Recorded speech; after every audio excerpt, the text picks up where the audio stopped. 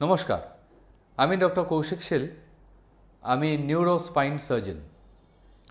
আজকে আমরা একটা অসুখের কথা বলবো যার নাম হচ্ছে কিয়ারি ম্যালফরমেশন।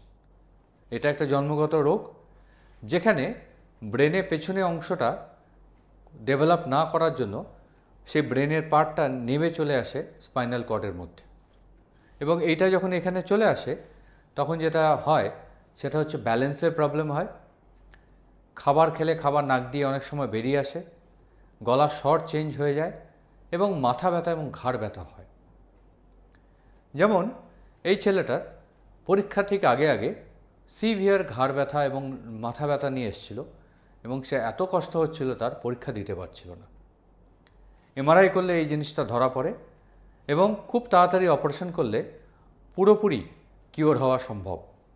একে যেমন দেখছেন যে অপারেশনের পরে এখন সুস্থ হয়ে স্কুলে গণ্ডি পেরিয়ে কলেজে পড়াশোনা করছে এবং একদম ভালো আছে। Hi, my name is Devansh Pagri. I have been suffering from Chiari malformation type 1 like 1 year ago, and I had an operation in my neck and brain by Dr. Kaushik Shil sir. Now I'm perfectly alright, and it's been 1 year right now. So এইসব জন্মগত রোগ অনেকাংশেই সারানো যায় যদি ঠিক সময় detection হয় এবং ঠিক সময় তার চিকিৎসা হয়। নমস্কার।